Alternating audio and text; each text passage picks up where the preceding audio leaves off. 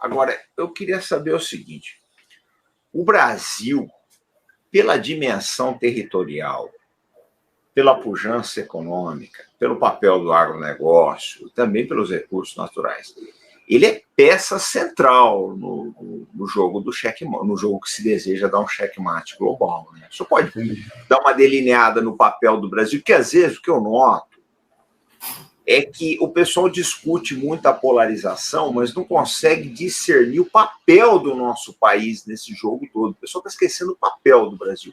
Eu queria que o senhor colocasse um pouco aqui para a gente a sua visão do papel do Brasil nesse jogo todo. Olha, lá no Checkmate Global, no meu canal, eu conto os 3 momentos em que o Brasil foi sabotado ao longo da sua história. O Brasil sempre foi acompanhado e foi muito, digamos assim, monitorado desde o início. Quando o Brasil começava a despontar, sempre havia uma operação para evitar. No nosso segundo império, Pedro II, naquela época, o Brasil era uma potência, tinha a segunda maior marinha mercante, tinha avanços que considerados audaciosos na época, em termos de estradas, ferrovias, iluminação das cidades. O Brasil era realmente um império que despontava. Aconteceu o que aconteceu, veio a República, depois tivemos um salto mais à frente, em outros 2 momentos a mesma coisa. Toda vez que o Brasil desponta, há uma sabotagem, o Brasil volta a ter momentos de instabilidade. E por que essa importância de manter o Brasil, né, numa situação de vulnerabilidade? Por que o Brasil não é uma potência nuclear, por exemplo, com armas nucleares? Se nós temos usinas nucleares, controlamos o ciclo do urânio, etc. Por que o Brasil não é uma potência armada?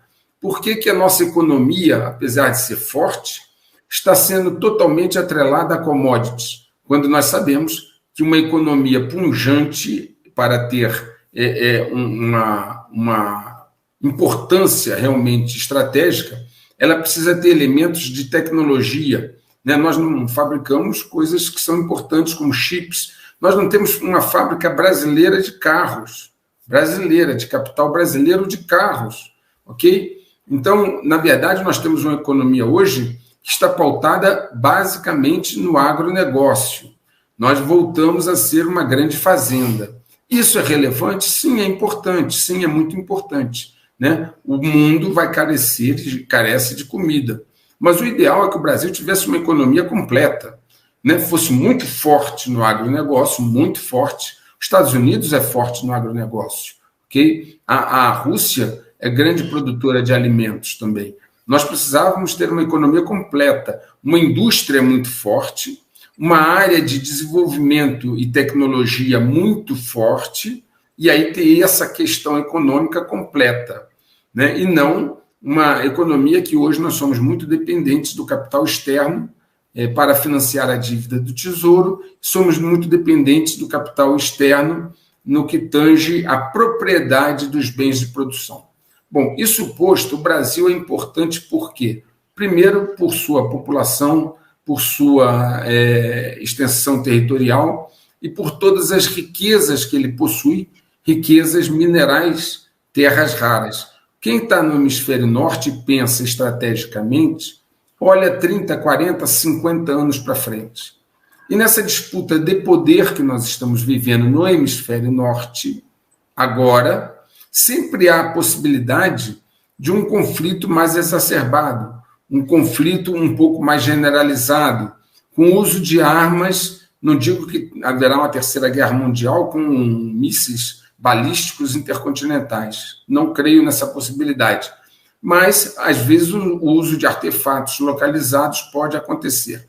Quando você pensa, então, comandante, numa guerra, você que nos ouve ver, você pensa em logística, porque os soldados precisam comer, você precisa de combustível, você precisa de vir matérias-primas e commodities. Né? E o Brasil é rico nisso. Abaixo do Equador, o Brasil tem uma base industrial, o Brasil tem uma estrutura produtiva adequada, tem mão de obra razoavelmente barata, se você considerar o câmbio, e uma parte dela qualificada. O Brasil seria capaz de suprir de commodities, suprir a logística e sustentar um bloco numa situação de conflito acima do Equador, ok? No hemisfério norte. Então, todos olham para o Brasil como algo muito importante nesse jogo de xadrez que vai levar ao checkmate global. Notadamente, comandante, porque se você olha a América Latina, apesar de eles já terem, os dominadores globais, tomado o México, a Nicarágua, né, Colômbia, Venezuela, Chile, Argentina, Peru, mesmo assim, sem o Brasil, esse trabalho deles não se completa na América Latina. Imagine, comandante, se você tivesse uma América Latina sob o seu controle, produzindo sob o seu controle, direcionada por você. Né? Seria algo fantástico do ponto de vista de suprimentos, né, e base, como uma zona de retaguarda, uma zona de produção fora da área de conflito. Veja, quando há uma área de conflito, o hemisfério norte, você ter uma área produtiva fora da zona de conflito, te abastecendo com logística e abastecendo com commodities, é muito importante, é essencial. Notadamente até porque, pelos ventos e pelas marés, qualquer radiação não afeta tanto o hemisfério sul como afeta o hemisfério norte. Como eles entendem que poderão chegar a um ponto mais radical, manter o hemisfério sul intacto é importante como fonte de matéria-prima. E, nesse caso, o Brasil é ainda mais importante. Professor, mas eu queria ver o seguinte: o senhor vê nos planos desse globalismo alguma tentativa no futuro de balcanizar o Brasil, de dividir o Brasil em vários estados? O senhor acha que o pessoal pode ter essa intenção? Qual que é a visão do senhor? Sim, existe um lema antigo, né? Dividir para governar. Né? Veja bem, qual é o maior problema do Brasil hoje? É a disputa presidencial? Não. Na minha visão, não. O maior problema do Brasil é a divisão que está acontecendo entre as pessoas. Quando muitas vezes fico sabendo de uma pessoa que deixou de falar com sua família porque pensa de forma diferente politicamente. Nós nunca tivemos, talvez, um momento de tanto radicalismo e polarização no país.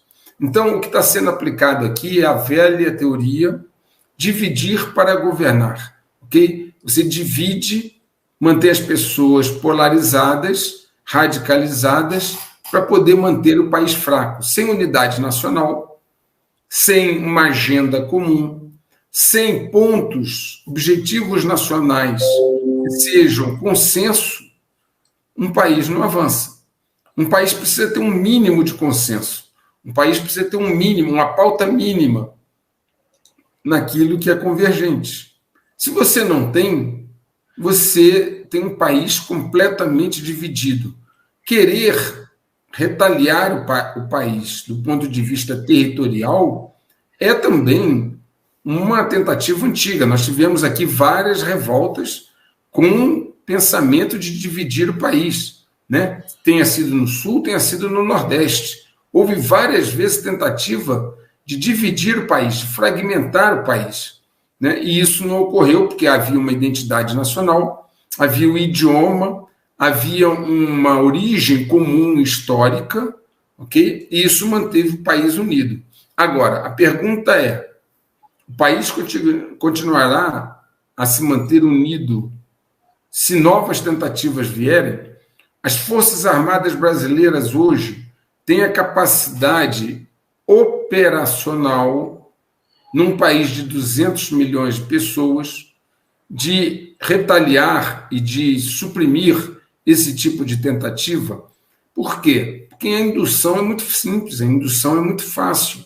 E talvez, naturalmente, seja um objetivo estratégico fazer esse tipo de retaliação. A América Espanhola foi toda dividida em um monte de países fragmentados, como são hoje, né? Uruguai, Argentina, Chile, Equador, Peru, Bolívia, etc., Paraguai, e deu nisso aí. Nós conseguimos manter uma unidade nacional. A pergunta é: o próximo presidente conseguirá manter a unidade nacional? o que mais nos preocupa, comandante. Quando você gera um ambiente de ódio, você gera um ambiente de raiva, de antagonismo, um ambiente de disputas ideológicas, e é natural que cada um que defende as suas ideias acredita estar certo, você consegue depois acabar com este ambiente, você consegue depois criar novamente um consenso, uma unidade nacional em torno de coisas menores, ou o nosso país vai caminhar para uma disputa que não vai acabar no dia 30 agora. Veja bem, nós vamos ter uma eleição domingo. Isso não quer dizer que a disputa pelo poder acaba. As pessoas muitas vezes pensam que domingo, na segunda-feira, está tudo resolvido, ok, e acabou. Eu não creio nisso.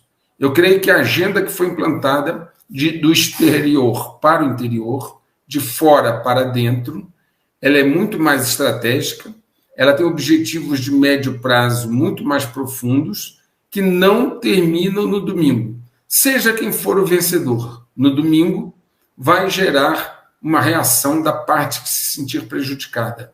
Então, essa não é a questão do cargo. O cargo é muito importante, naturalmente. Domingo será decidido quem será o presidente do Brasil? Excelente.